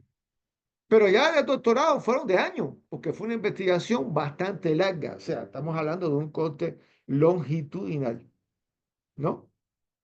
Bien. Los objetivos específicos son varios y siempre no es uno, son varios, ¿no? Y te repito, sirven de muleta, de apoyo, son los que apuntaran al objetivo general o a los objetivos generales. ¿Alguna pregunta sobre objetivos específicos? ¿Comentario? Ahora, hay que tener en cuenta que no son tareas. Las tareas son las que hay que realizar metodológicamente con una planeación en tiempo, que tú vas a proponerte tareas de esos objetivos específicos. Cuándo yo voy a ver la biografía, cuándo voy a aplicar tales mediciones, cuándo voy a aplicar, o sea, ya estamos en tareas. Una cosa son objetivos específicos y muchas veces en la investigación se confunde tarea con objetivos específicos y eso es un error. ¿Alguna pregunta? ¿Duda? Vamos bien. Ok, ok, ok. Fíjense que todo esto es muy importante verlo porque debe de argumentar la importancia por qué se investiga las soluciones, ¿no? Entonces, me parece, en cuando yo hablo, por ejemplo, de objetivo específico, objetivo general, ajá, objetivo específico, cuando yo hablo de el aporte, la justificación que tengo para investigar, esto es muy importante. ¿Por qué estoy investigando? Bueno, mira, se han hecho muchas aportes, se han hecho muchas, pero todavía se me siguen muriendo pacientes, se me siguen complicando los pacientes. Y yo lo que estoy haciendo es un aporte que no ha hecho nadie y que es un aporte diferente y que es un aporte que quiero que se lleve a cabo y entonces tengo que darle bombo y platillo a lo que yo quiero y que es una propuesta novedosa, que no se ha descubierto el agua tibia, que es algo novedoso, algo que nadie lo ha hecho y algo que me está dando a mí, que no es copia de nadie. Entonces ahí tengo que yo darle bombo y platillo. La justificación lleva a veces una o dos cuartillas, dos hojas, no es tanto. Ahí no voy a meter elementos científicos, teóricos, ahí no, ahí es muy subjetivo. Ahí le voy a dar por qué es importante esta investigación, por qué mi propuesta es importante, qué solución le va a dar, cuánto me ahorro en dinero en medicina o cuánto no sé qué. ¿Ya me comprenden? Ahí eso es importante, darle bombo y platillo. Y a la justificación es algo muy propio, muy personal del autor, la forma de redactarla y sin ser, digamos, autosuficiente, ni decir que la mejor de todas, porque no, no, tampoco así, sino dentro de la humildad darle importancia, porque ese es, digamos, el pollo del arroz con pollo de tu investigación, ¿no? ¿Qué cosa estoy proponiendo que va a mejorar? Entonces, esa es la justificación. ¿Por qué justifico esta investigación? Porque tengo estos pacientes y al final tienen escara y se me están infectando y se me están muriendo. O porque tengo estos pacientes, entonces estamos hablando, que tienen tal patología y no se soluciona. Y las medicinas no la hablan. O sea, necesito algo diferente. Y esto es muy importante. Cuando hablo de marco contextual, yo tengo que ver dónde estoy desarrollando la investigación. Hice una comparación entre Cuba y México en cuanto a problemas de la obesidad y el sedentarismo. O sea, hay diferencias contextuales, culturales, de alimentos, de clima. Inclusive, si estoy en México, que es un país multipluricultural, donde hay comidas diferentes y donde hay climas diferentes, cuando yo comparo la ciudad de Puebla, que está a 2.800 metros sobre el nivel del mar, donde falta casi un 30% de oxígeno, y que aparte de eso la presión es diferente. Cuando usted va a Veracruz, que está a nivel del mar y hay un 100%, y hay 2 metros sobre el nivel del mar, entonces cambia todo, cambia todo. Eso cuando yo agarro el avión y llego a La Habana, llego a Varadero, donde yo vivo, siento que se me destupe, es diferencia a nivel. O sea, tú tienes que tener en cuenta los contextos geográficos, los contextos culturales, porque ahí viene la alimentación, la forma de vida, la higiene, el nivel cultural de la población, o sea, todos los elementos que tienen que ver si es urbano, si es rural, todo esto me dice a mí cómo va a influir tanto positiva o negativamente en el estudio y en la aplicación y en la propuesta y en todo lo demás. Inclusive el desarrollo científico y tecnológico que existe en un lugar y que existe en otro que son diferentes. Entonces, este es el marco contextual, contexto que me rodea mi investigación, que me puede potenciar la investigación o puede limitar. Imagínense usted, en una población rural con un nivel de analfabetismo muy grande, con influencia de la religión católica, desconocimiento de la planeación familiar, no uso de métodos anticonceptivos, donde puede existir promiscuidad, etcétera, etcétera, existen más posibilidades de enfermedades venéreas, entonces tengo que explicar todo, bla, bla, bla. Sin embargo, cuando estamos hablando de una población donde hay unos elementos culturales más altos, donde no influye esto, entonces vamos a ver ciertos elementos que hacen que la vida sea un poco más, digamos, higiénica y más ordenada y con menos riesgo de estas enfermedades venéreas. O inclusive de la planeación familiar muchas veces. Usted va para estos lugares y los padres tienen 5, 6, 7 hijos. Ya en la ciudad, generalmente los padres tienen uno, dos, o a veces no tienen ninguno, tienen un perro. Un gato. Bueno, y el marco conceptual. Aquí tengo que ver elementos de consulta, de autores, de paradigma, de tendencia. Conceptualizar. Aquí tengo que ver los autores cómo lo conceptualizan, la patología, las intervenciones, las cosas. Y tengo que yo comentar como investigador sobre ese autor. Hay que ver los conceptos abordados y cómo van a ser de diferentes variables en la investigación de esas conceptualizaciones. Y que se van a manifestar esas variables dependientes e independientes durante toda la investigación. Y esto va a influir en esta investigación. Entonces, tengo que conceptualizar bien claro cada elemento. Y tengo que buscar un arsenal de autores y tengo que dar también, si es posible, yo mi conceptualización, mi opinión de lo que la conceptualizan los autores. Nosotros en Europa y en América y en Cuba, a toda esta parte le llamamos fundamentación teórica. En América Latina dividen esta fundamentación teórica en marco conceptual, marco teórico, marco conceptual.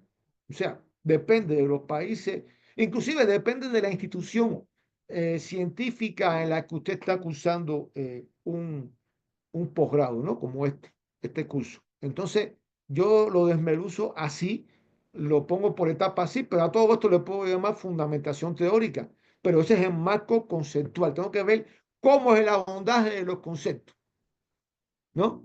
Por ejemplo, la conceptualización del autismo es diferente. Hay una conceptualización completamente neurológica, neural, hay una conceptualización social, hay una conceptualización inclusive filosófica de este muchacho, de que está muy interesante. O sea, hay que ver todas. Y yo tengo que dar también mi propia conceptualización, porque yo como especialista, como profesionista, yo tengo que tener también ideas, propuestas, a partir de los autores, ¿cuál es la mía? Y esto es importante, aportar también en esa constitución y hacer comentarios sobre ella. Y ya en marco teórico, como tal, aquí busco la sustento de mi investigación, ¿no? Tengo que ver elementos de todo tipo, biológico, filosófico, fisiológico, todo. Tengo que ver los aportes científicos, el desarrollo científico, los avances científicos de los diferentes autores sobre la problemática, sobre la propuesta. Aquí es donde yo voy a plantear mi propuesta y los elementos científicos de mi propuesta, de los aportes de mi propuesta. Y mi propuesta no la pongo ahí porque si es muy amplia, la tengo que poner en anexo. Porque imagínense una propuesta como la que yo hice de 122 páginas, la pongo en anexo como un libro aparte. Entonces no la puedo poner dentro del cuerpo del informe de investigación porque remito a anexo número 1, anexo número 2, todo esto también hay que tener en cuenta. Los elementos estadísticos de la introducción, de la misma introducción que yo digo en el mundo pasa esto, lo mando entonces a verlo en anexo para que sepa de dónde saqué. Entonces, bueno, también a pie de página puedo también poner referencias bibliográficas, pero todo tiene que tener argumento, ¿no? Y bueno, la fundamentación teórica en la cual yo puedo estar de acuerdo o no con un autor. Por ejemplo, como yo soy doctor en pedagogía, en educación, hay autores con los cuales no estoy de acuerdo. Y digo, ¿por qué no estoy de acuerdo? No estoy de acuerdo con Piaget porque era biologicista y el ser humano es un ser social, bla, bla, bla, bla, bla. Los estadios genéticos de desarrollo que tiene él lo hizo con sus hijos en Zurich, Suiza. Él quisiera ver a Piaget, ver esa investigación allá en la Sierra Negra de Puebla o en la región Mije de Oaxaca o en la selva del Amazonas. Seguramente que debería ser diferente porque son condiciones diferentes de desarrollo. Y digo desarrollo general, no solamente desde un punto de vista psicológico, sino desde un punto de vista biológico. Entonces, falló Piaget. Entonces ya estoy en contra de él y explico por qué no estoy a favor. Ah, pero estoy en contra, por ejemplo, a favor de fulanito, de Vygotsky, porque Vygotsky nos habla de un trabajo social, de que tener elementos, digamos, de la sociedad en general, de desarrollos diferentes, nos habla de la diversidad. Entonces estamos hablando de algo bien. Puedo estar de acuerdo con él y puedo inclusive estar de acuerdo con él y decir, pero también en la época de él no había esto y esto, pues si hubiera existido lo que existe hoy en día, el Internet tendría otros aportes diferentes. O sea, ahí tengo que tener también hacer comentarios sobre los diferentes autores y hacer un comentario, porque mucha gente copia y pega. Eso no es una investigación. El copy y pega. Yo tengo aquí un programa en la computadora para saber de dónde sacó las cosas la gente. Y mis alumnos se enojan conmigo. ¿Por qué? Porque, claro, usando la inteligencia artificial, todo es fácil. Pero ya después que pasé el curso de inteligencia artificial, me di cuenta cuánta mentira hay con la inteligencia artificial mal usada. Mal usada. Entonces hay que también tener un poco también de un criterio propio. Por lo tanto, el proceso lógico del pensamiento pasa a partir de la lectura de toda la biografía y la investigación documental que yo haga, de un proceso de análisis, de un proceso de reflexión.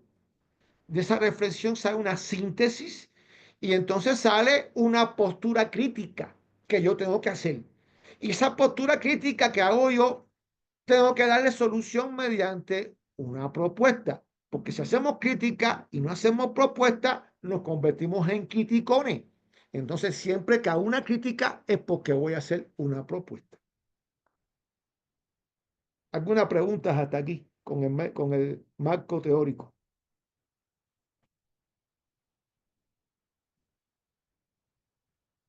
¿No? Continuamos entonces. Bien, vamos a los métodos, a la parte metodológica, al marco metodológico. Y esto es importante, este marco metodológico. Marco metodológico. Son los métodos investigativos, métodos teóricos. El histórico lógico es importante, porque en la lectura y lo que se ha hecho históricamente, no sé, desde las primeras civilizaciones en Mesopotamia, desde los griegos, desde los asiáticos del Oriente, hasta el momento, me dice históricamente cómo se ha intervenido cierta patología. Todo eso requiere de un método teórico de análisis y síntesis. O sea, todo esto no lo voy a escribir, lo voy a copiar y lo voy a pegar en la investigación. Yo tengo que hacer una síntesis de todo lo estudiado. Y es importante ese análisis documental de la cual yo hablo, que ese análisis documental es la investigación documental. Tiene que haber algo sistémico, estructural. ¿Por qué? Porque tampoco tengo que planificar todo lo que voy a investigar en tiempos, en momentos y en etapas y todo. Entonces, también hay que tener métodos sistémicos, estructurales y la estructura de mi investigación. Y tengo que modelar mi investigación a conveniencia de lo que yo necesito solucionar. Y para eso voy a modelar mi intervención, mis aportes y buscar entonces dónde voy a aplicar este diagnóstico y dónde voy a aplicar también qué tipo de métodos y evaluaciones voy a utilizar y no esta ni esta otra, sino esta. Esa es la modelación. Los métodos empíricos pueden ser experimento, observación, encuesta, entrevista. También puede ser una evaluación en el caso de salud, en el caso, ustedes tienen muchísimos elementos evaluativos que sirven como métodos empíricos de investigación, ¿no? Un análisis de sangre, todos son métodos.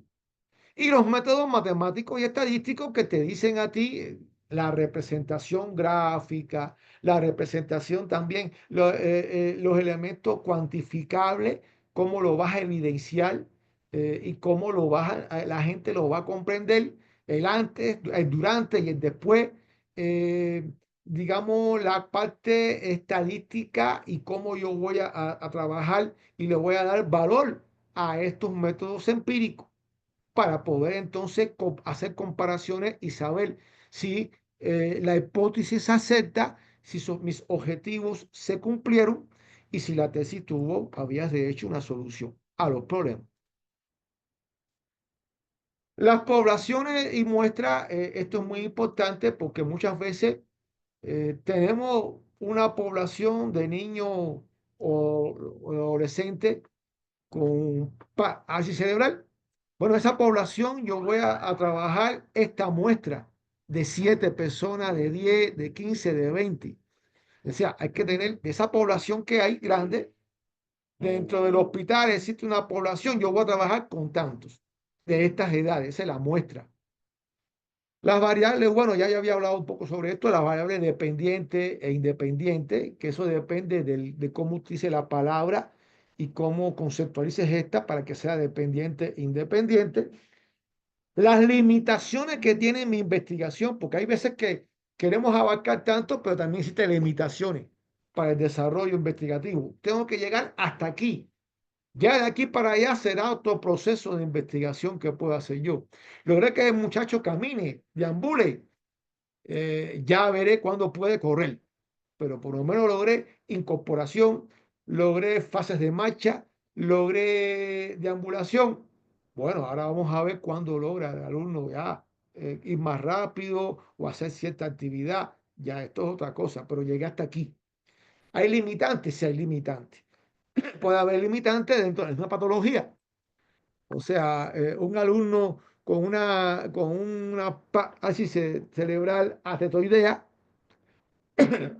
digo, atetóxica, en movimientos involuntarios, va a ser bastante difícil que pueda agarrar un lápiz y pueda escribir.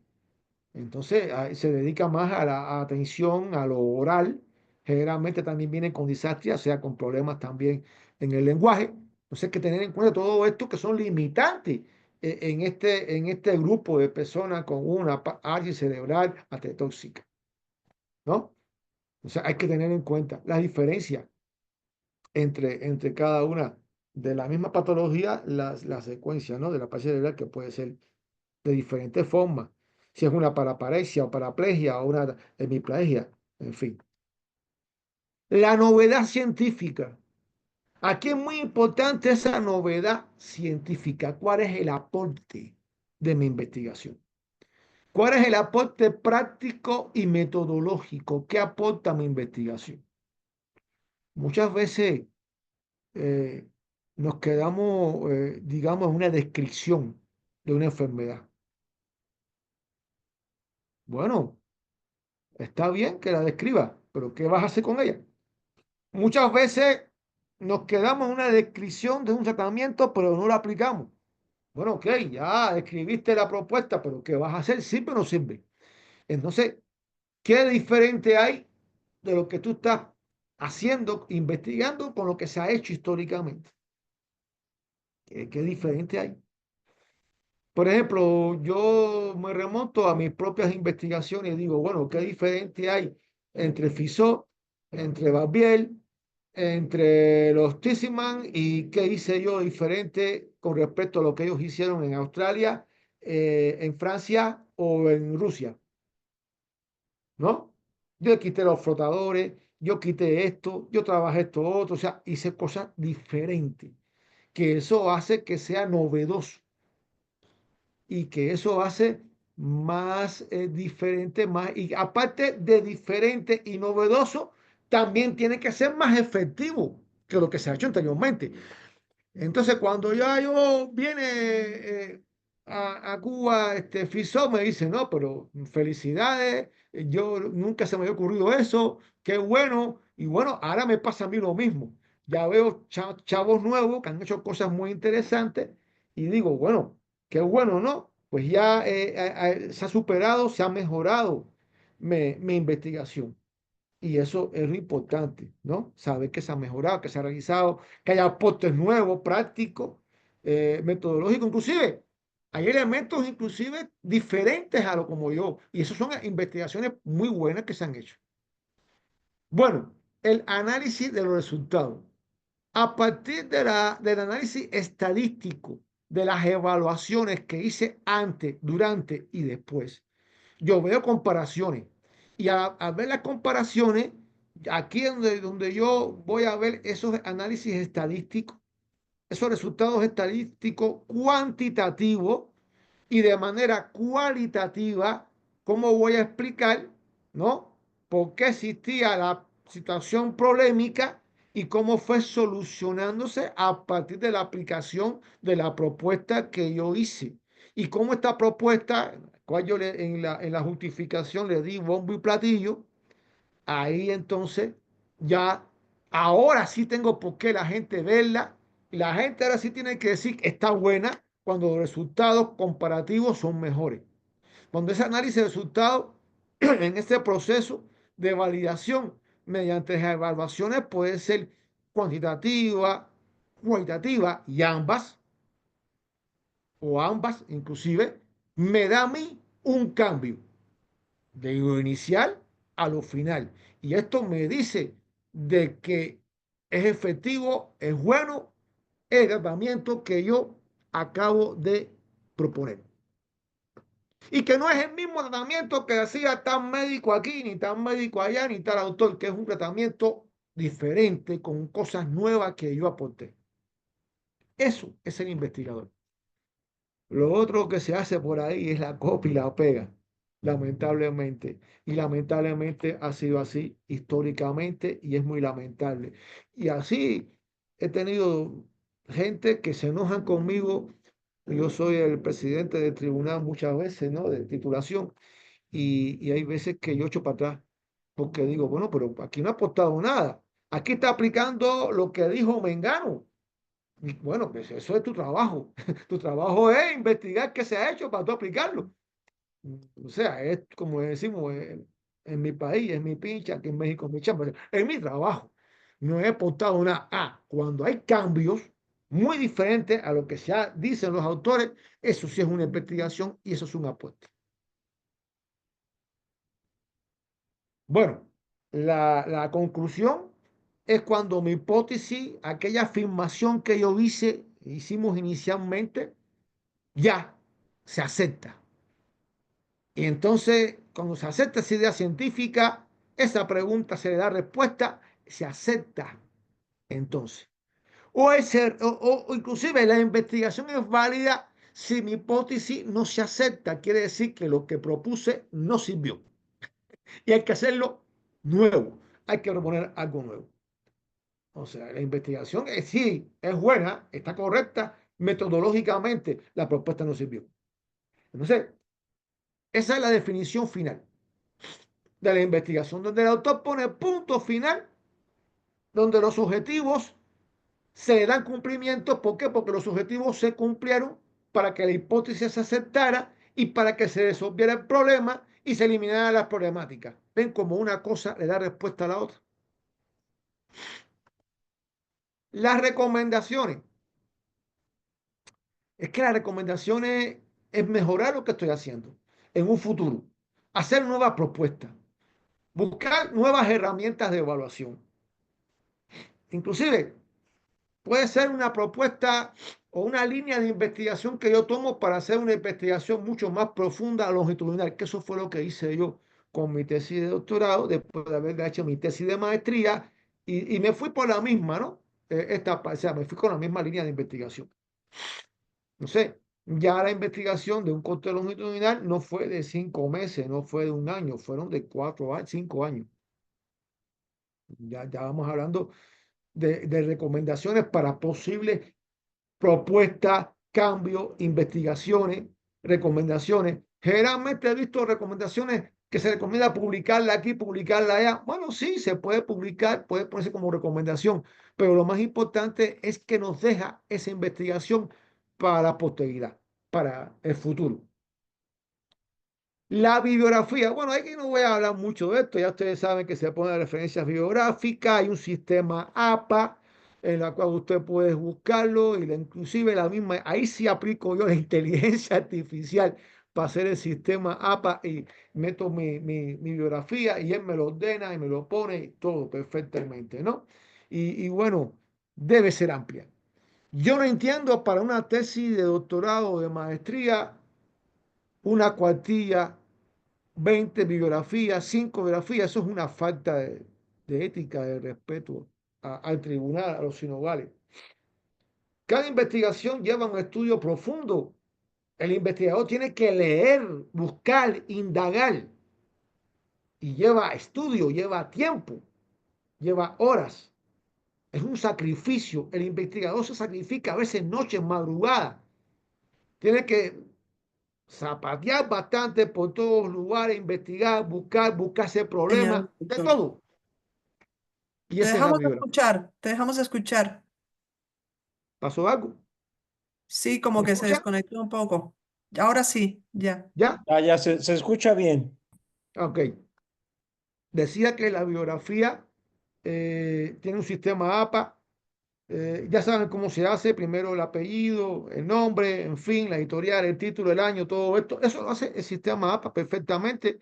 Y yo, ahí sí aplico yo la inteligencia artificial, que esta parte burocrática que tanto, pero que debe ser amplia. El otro día me mandan un trabajo de doctorado con 7 bibliografías. Digo, ¿qué es esto? Una falta de respeto. O sea, usted tiene que buscar muchísimas investigaciones. Inclusive, el hecho de estar investigando lleva una biografía de metodología de la investigación que es amplia, más la biografía del tema de investigación que debe ser muy amplia, más todas las investigaciones sociales, todo. Óigame, el marco contextual, el marco teórico, el marco conceptual, todo esto lleva mucha bibliografía, con la cual inclusive la pongo cuando esté de acuerdo con el autor, pero la pongo ahí porque lo estudié, lo busqué y está puesto. Entonces una investigación de 40 páginas es una falta de respeto. Y una investigación con una bibliografía de 1 o 2 páginas, con 14, 25 citas biográficas, es muy poca. Hoy en día es muy poca. Y más cuando tenemos acceso a tanta información. Hoy tenemos más acceso a información que hace 10, 15, 20, 30, 50 años. En la época, cuando yo me gradué de licenciado, era pura biblioteca. Y buscar en las bibliotecas, y buscar en los hospitales, y buscar, y buscar, y buscar. Hoy nos sentamos en la computadora y sale todo. Esas mismas ejemplares y libros que había en la biblioteca los tengo ahora aquí, más todo lo que los escritos de la gente, en la cual tengo que buscar lo que sirve. Pero para saber qué sirve, tengo que tener una cultura general, integral, amplia, conocimientos amplios, porque todo lo que se escribe en Internet, no todo sirve. ¿Ok? Hay mucha mentira, hay mucha tergiversación y hay mucha maldad también. Entonces, no se puede de todo. O sea, hay que buscar lo que es verdad. Y para eso tengo que tener conocimiento, una cultura amplia. Los anexos. Los anexos van enumerados. Y digo van enumerados porque en el informe de investigación, cuando yo inicio, ya las primeras tablas, gráficos, imágenes, voy y lo mando a anexo. Tablas, encuestas, todo eso va para anexo. Los métodos que utilicé, las evaluaciones, yo puedo dar datos en el cuerpo de investigación, datos. Pero ya todo esto que era, como dicen aquí, talacha, no sé cómo se llama, toda esta parte que son instrumentos, lo tengo que poner en anexo. Y van enumerados para que tú digas anexo número 4, vas para el número 4. Llega anexo, las páginas en anexo no se pagina. En anexo aparece 1, 2, 3, 4, hasta cientos de anexos. Usted pone los anexos, usted va al número de anexo y ya. Bueno.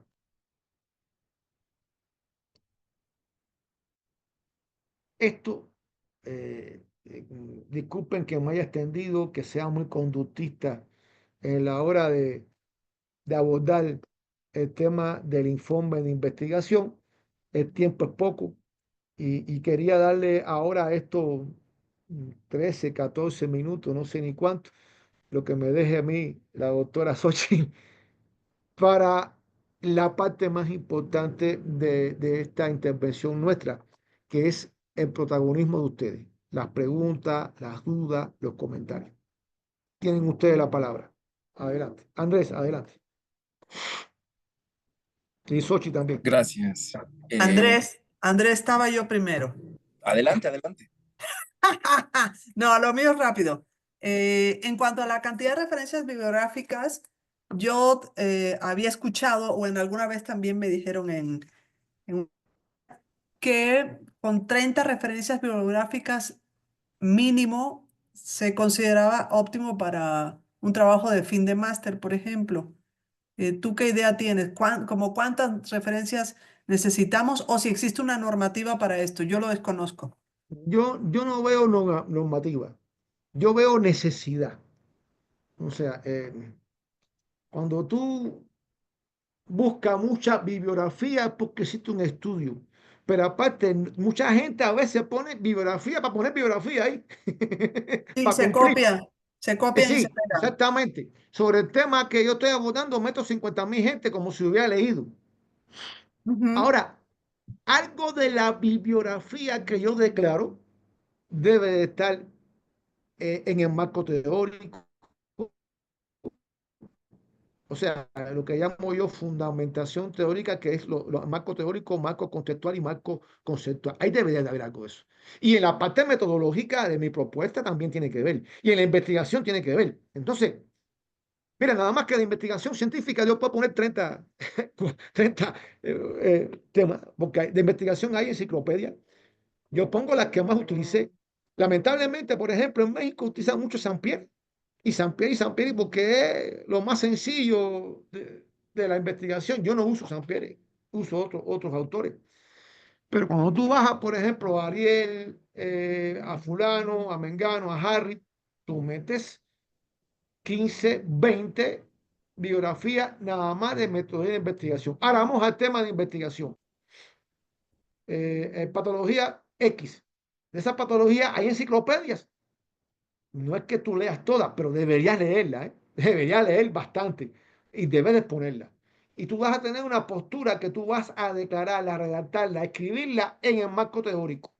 Usted tiene que tener esa biografía ahí. Entonces, yo pienso que una bibliografía debe de ser amplia, debe tener varios. Y debe de esto. Y por supuesto, cuando yo voy a buscar, debe ser comprobado científicamente los sitios que yo voy a visitar. La biografía tiene que ser comprobada científicamente, porque si no, tampoco es poco claro que dijo fulanito, Esperancejo, que no sabe, no sé ni quién es.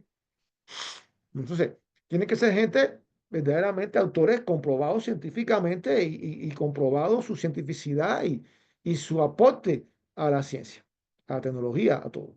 Sí, sí lleva un trabajo, o sea, no se puede. ¿Es un sacrificio la investigación? Sí. Yo a veces veo en mi alumno tal autor y en el medio de, cuando terminó su exposición, le digo, bueno, a ver, y me engano de tal que pones en biografía, ¿dónde lo declaras o dónde tú tomaste en cuenta para tu cuerpo de investigación, ¿cómo se llama esto? Tu informe de investigación. Y entonces me doy cuenta que él lo puso y ni se acuerda del nombre de que lo puso, ni mucho menos. O sea, hay que tener cuidado en eso. Bueno, los que somos profesores de investigación sabemos de qué estamos hablando. Sí lleva bastante biografía. Un doctorado Muy lleva bien. páginas de citas biográficas. Imagínate tanto. Igual, ¿no? Arial, la letra, Arial 12, todo esto, ¿no? Y toda esta parte. Andrés, digo, Xochitl, ¿estás complacida con la respuesta? Sí, muy bien. Muy bien. Muchas gracias. Andrés, adelante, ¿me escuchas?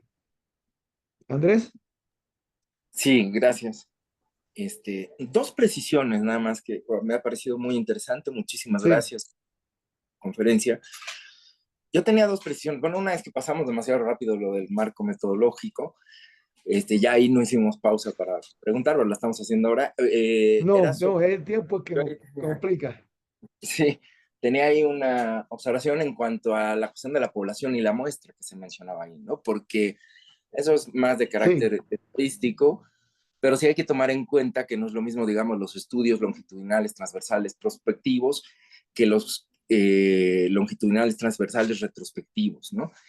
Y el problema Claro. con la clínica es que muchas veces los que hacemos son prospectivos y ahí sí hay que hacer el cálculo previo, ¿no? O sea, no es posible que yo utilice como muestra simplemente los pacientes que me puedan llegar, ya sea al centro de trabajo en el que estoy, adscrito, etcétera.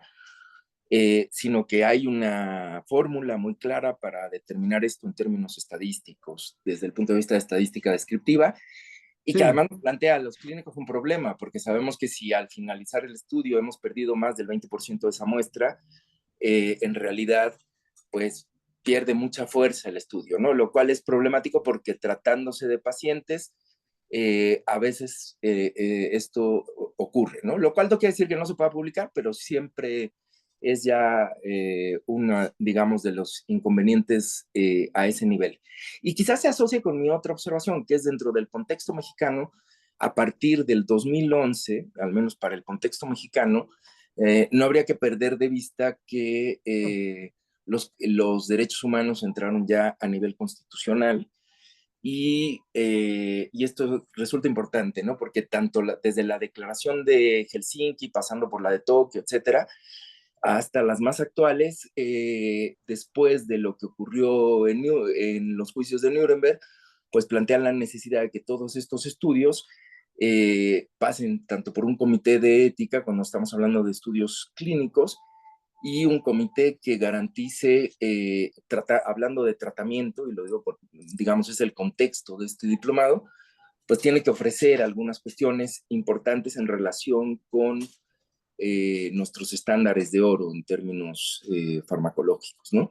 O de otros tratamientos. Entonces están todas estas indicaciones que yo creo que vale la pena tomar porque si se habla de investigación en seres humanos, pues no se puede prescindir, por lo menos, insisto, en el contexto mexicano, no podríamos prescindir digamos, de esta condición de lo que son todas las determinantes éticas, pero además jurídicas, porque a partir de 2011 tienen el nivel de materia constitucional en este país, y entonces hay que ser respetuoso con esto, ¿no? Esto también plantea problemas a la investigación, no lo digo nada más por la situación, sino plantea problemas serios a la investigación en determinados campos, porque pues cuando uno trata de probar, por ejemplo, la efectividad de un tratamiento comparativamente con otro, hay que garantizar parte de lo que tienen todos estos convenios, garantizar que los pacientes efectivamente van a ser tratados, ¿no? Cuando estamos, ya sea si estamos haciendo un estudio doble ciego o como sea que hayamos diseñado la metodología, habría que plantear la necesidad de que lo que se le está ofreciendo a ese paciente es efectivo, ¿no? Entonces eran mis dos precisiones, ¿no? Porque me parece que habría que tenerlas en sí. cuenta dentro de... Y muchas gracias, Andrés, porque sí, indiscutiblemente son las precisiones. También hay que ver el marco jurídico en que se desarrolla tu investigación y con respecto al país. Igual, y en cada país es diferente, ¿no? No crea que, aunque hay cosas muy parecidas que rigen, por ejemplo, los derechos humanos, la UNESCO, la ONU, la Organización Mundial de la Salud, tiene elementos que rige todo. Sin embargo, no sucede lo mismo en todos los países ni la forma de abordarlo es diferente en muchos países, aunque casi todos se están alineando, fíjense bien, ¿no? Digamos, a esta normatividad o estándares, si quieren llamarse. A mí la palabra estándar no me acaba de gustar mucho, pero sí a esa normatividad porque la investigación, cuando estamos hablando de seres humanos, porque cuando tú hablas de una máquina de herramientas es más fácil, se rompe, pero estás hablando de seres humanos. Y es muy complicada desde un punto de vista ético la investigación en seres humanos, en salud, en educación, en psicología, en sociología. Hay que tener mucho cuidado cuando trabajamos con seres humanos. De ahí que tenemos que tener en cuenta lo que tú acabas de decir, ¿no? Las leyes, la constitución inclusive del país, todo, todo, todo. Y es verdad. Y eso sí, tienes mucha razón. O sea, cuando tú vas a investigar, sabes qué puedes y qué no debes y qué no puedes. Y sí, son diversos los foros mundiales en que se ha abordado toda esta parte de los derechos humanos, en fin. Y eso es muy importante. Inclusive, hasta para las mismas investigaciones de los derechos del animal, de animales ahora. Tengo una alumna que de doctorado que va a presentar ahora su libro y su investigación de doctorado son sobre los derechos de los animales. No solamente el perro ni de la mascota, sino otros animales. Ahora mismo en la Ciudad de México hay unas nuevas leyes para acabar, para hacer un poco más humanizado, más humanizado, no, más noble, menos drástico las corridas de toros, ¿no?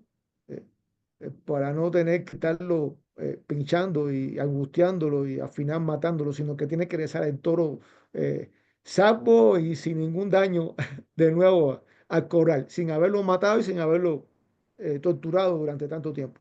Entonces, yo creo que es mundial. Yo creo que es mundial y que ha cambiado mucho. Y qué bueno, ¿no? Qué bueno que ha cambiado y que hay ya normatividad, que hay leyes, que hay cosas que rigen dentro de la misma investigación por la cual tú tienes que regirte como investigador, para no caer en cosas tan feas como inclusive el holocausto, ¿no? Y este médico Mengele, todas esas cosas que ustedes saben que han estudiado y que han sido grotescas, ¿no?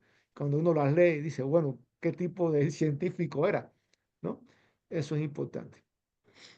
Hay que conocer un poco de historia también. Bueno, ¿alguna pregunta, alguna duda, comentario, por favor? Gracias. Muy interesante. Yo creo que el tema da para muchas cosas porque siempre van surgiendo Es muchísimo, dudas, ¿no? Siempre van surgiendo ideas nuevas. claro. Yo creo que de cualquier manera, si van surgiendo dudas, te las podrían preguntar a ti directamente. Claro. Podemos, darte acceso al grupo de Teams. Tenemos la plataforma en Teams Ah, ya para, tengo Teams, perfecto, y ahí en perfecto. Teams tú les puedes subir los materiales. ¿Sí? Si tienes algún material que puedan ver de, por ejemplo, de cómo redactar los Sí, objetivos sí, sí, o de cómo correcto. hacer un informe de investigación o algo Ujú. así, también se les puede compartir a través de este medio. El día de mañana también yo les voy a continuar dando un poco de este tema, de los distintos tipos de trabajos de investigación que se pueden hacer para que lo tengamos un poco más aterrizado a la idea, ¿no? Entonces, pues sí, muy bien, muy bien. Qué bueno que se ha podido dar este encuentro, da para mucho más, incluso para más adelante a lo mejor. Se congeló la imagen. Se congeló. Sí, sí, se congeló.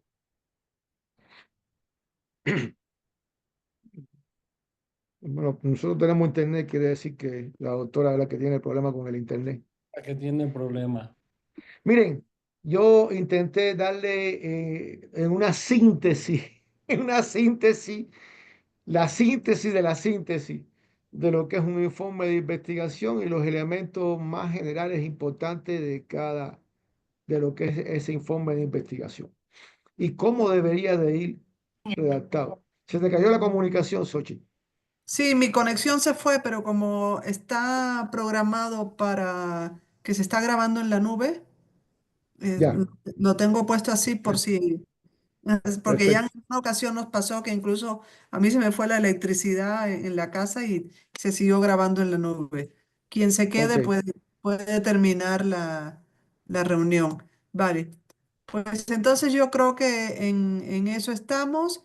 Podrán ir anotando las dudas y te voy a compartir entonces el vínculo para el grupo de Teams Sí, mándamelo por el para WhatsApp. que,